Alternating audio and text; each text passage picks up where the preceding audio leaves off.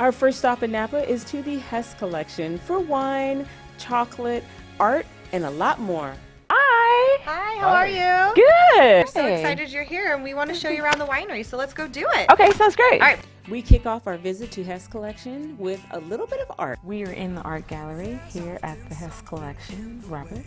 This is one of the most well-known pieces and recognized pieces for the Hess Collection. Can you tell us a little bit more? Often when people walk into the room, they are astounded by the fact that it's a painting and not a photograph. It is based on a photograph.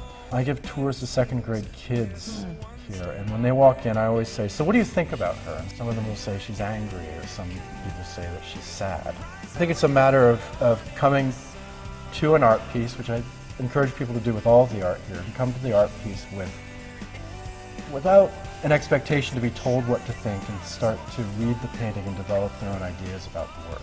The Hess Collection is well known for its art collection. Its pieces are truly unforgettable.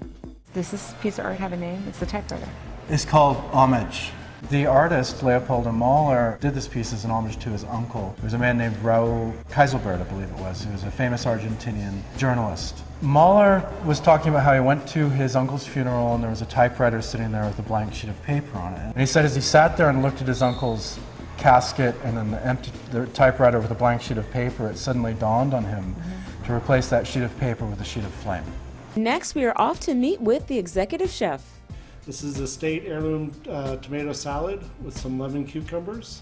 We have some country pate that we make here at the winery. It's our 19 block cuvee, our favorite food wine here at the winery. Thank you so much for having us, and I can't wait to try the food. Enjoy yourselves. Thank you, sir.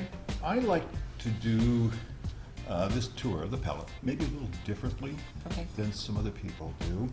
I don't like to give you a flavor on any of the wines.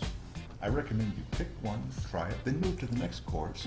Pick a layer, try that with the wine, and then finally the third course with one of the wines.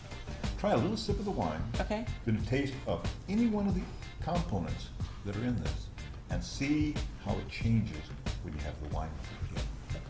Okay, great. We're off to see what dessert has in store for us. For our last part of the day, we are going to have a chocolate and wine pairing. Interesting thing about cocoa or chocolate is it's reflective of the area that it is grown. And like wine, it's going to reflect the flavor of that specific area.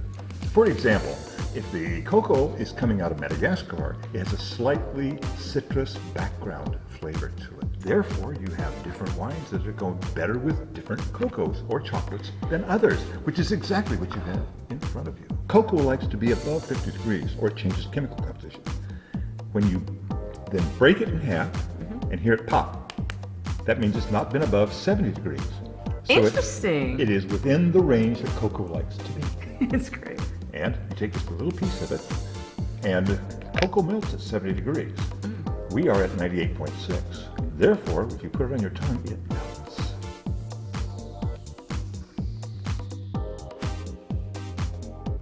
Thank you so much, you guys, for having me here at Hess. Larry, thank you for the wine, just the education behind it, and the chocolate. Please thank Chef for me, and we hope to see you guys again really soon.